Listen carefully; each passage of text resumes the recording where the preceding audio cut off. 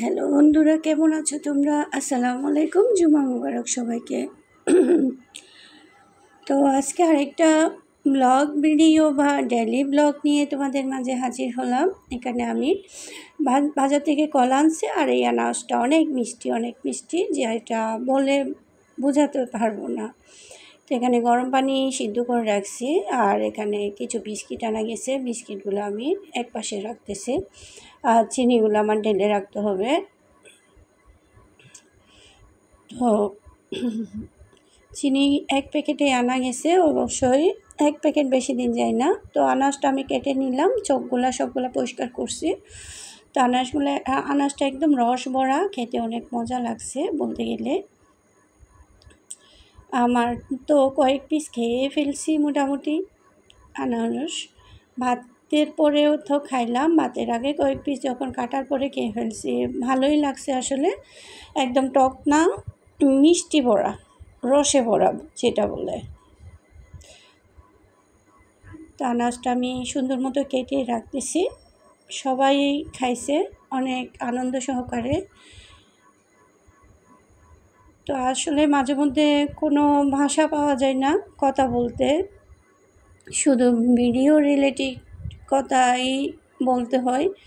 অনেক সময় অনেক গল্প চলে আসে, কিন্তু আজকে আমার কোনো গল্পই বলতে ইচ্ছে করতেছে না, মানে কথাই বলতে ইচ্ছে করতেছে না। যেটা বলতে গেলে কি বলবো, গতকাল অনেক মাথা ব্যথা ছিল, তো আজকে একটু মাথা ব্যথাটা একটু ভালো লাগতেছে। তো চোখের থেকে আমার মাথা এত পরিমাণ ব্যথা ছিল, গতকালকে আমি লাইভের সময় কারোর সাথে আমি কথা বলতে পারতেছি না। একদম 6টা বাজে আমার ঘুমটা পরিপূর্ণ হয়েছে, তারপর মাথা ব্যথা ছিল, তারপরও আবার রাত্রে মাথা ব্যথার ওষুধ খাইছি। এখন আজকে আল্লাহর রহমতে একটু ভালো লাগতেছে। আনারস কাটা হয়ে গেছে, এখন আমি বক্সের মধ্যে রেখে দিচ্ছি। তো এগুলো আসলে মানে ফ্রিজে রাখতে হবে, এই জন্য বক্স ভরে রাখা হচ্ছে। ঠান্ডা ঠান্ডা সবাই খাবে, আমি খাই না অবশ্যই ঠান্ডা, এই জন্য আমি যা খাওয়ার খেয়ে ফেলছি। তো আজকে দুপুরে রান্নাবান্না নিয়ে আবার তোমাদের মাঝে চলে আসলাম। এখানে আমি তেলাপিয়া মাছ রান্না করব। তেলাপিয়া মাছের জন্য আমি কড়াই বসাই দিলাম, এখানে পেঁয়াজটা তেলটা দিয়ে দিছি, আর এখন বাকি মশলাগুলো দিয়ে দিচ্ছি।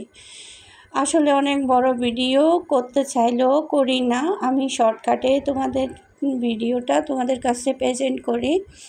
তো যাই হোক, আমার ভিডিও আজকে কেমন লাগছে আমার ভিডিওটা তোমরা অবশ্যই কমেন্টে জানাবা। আর এখন যারা দেশ ও বিদেশ থেকে আমার সাথেই আছো, সবাইকে অসংখ্য ধন্যবাদ। সবাই একটা আমার ভিডিওতে লাইক দিয়ে দাও। আমার ভিডিওটা লাইক দিলে সবার মাঝে আসলে চলে যায়, তোমরা যদি একটা লাইক দাও। তো আমার ভিডিওতে লাইক একদমই কম পড়ে, যেটা মানে বলতেছি, অনেক আপুদের ভিডিও দেখি মানে যতটুক কমেন্টস ততটুকুই লাইক, কিন্তু আমার ভিডিও ওই তুলনায় ওরকম লাইক হয় না। তো আপুরা তোমরা যারা ভুলে যাও লাইক দিতে, তারা অবশ্যই একটু লাইক দিয়ে দাও। তো কথা বলতে বলতে আমার মাছও দিয়ে দিছি, মাছটা দেওয়ানো আমি দেখাই নাই। তো মরিচ কষানোর পর মাছটা দিয়ে কষাই নিছি, এখন আরেকটু জল দিয়ে দিচ্ছি মাছের মধ্যে। তো মাছটা এভাবে নাড়াচাড়া করলে না নিচের দিকে লাগে না, যেটা আমি আমার আম্মু থেকে, আমার শাশুড়ি মা থেকে আমি শিখছি যে জিনিসটা। আসলে মুরব্বিদের থেকে অনেক কিছু শেখানো হয়, যেটা আমরা জানি না। রান্নাবান্না তো ওদের থেকেই শেখানো, আসলে মা আর শাশুড়ি থেকে, যেটা বলতে গেলে সত্যি কথা। সব মেয়েরা সেম আমার মতো। তো মাছগুলো আমি আরেকটু উলট পালট করে দিচ্ছি, কারণ এক পাশে হলে আরেক পাশে কাঁচা থেকে যাবে এই কারণে। তো এইগুলো আসলে আমি আগে যখন রান্না করতাম না তখন দেখে হাসতাম, এই কড়াইটা নাড়াচাড়া করানো কেন, এরকম নাড়াচাড়া করতেছে, নাচতেছে কেন, এটা বলে হাসতাম। আম্মুর সাথে দুষ্টামি করতাম, শাশুড়ি মার সাথে দুষ্টামি করতাম, কেন এরকম করেন কেন আপনারা। এখন বুঝি কী জন্য করে, আসলে এখানে মরিচগুলো যাতে নিচে লেগে না যায়, মাছটাও যেন ভেঙে না যায় নাড়ানোর সময়। যাই হোক, মাছটা হয়ে যাচ্ছে। এখন আমি চিনি আনছি, চিনিগুলো একটু প্যাকেটটা খুলে চিনিগুলো রেখে দিই। তো চিনির বক্সে করে রেখে দেব। এখানে আমার মোটামুটি আধা কেজি পরিমাণ চিনি রাখা যায় আমার এই বক্সে। তারপরে আমি একদম পুরোপুরি করে রাখি না, একটু হালকা কম রাখি যাতে নেওয়ার সময় এই চিনিগুলো পড়ে না যায়। তো এভাবে করে আমি রাখি।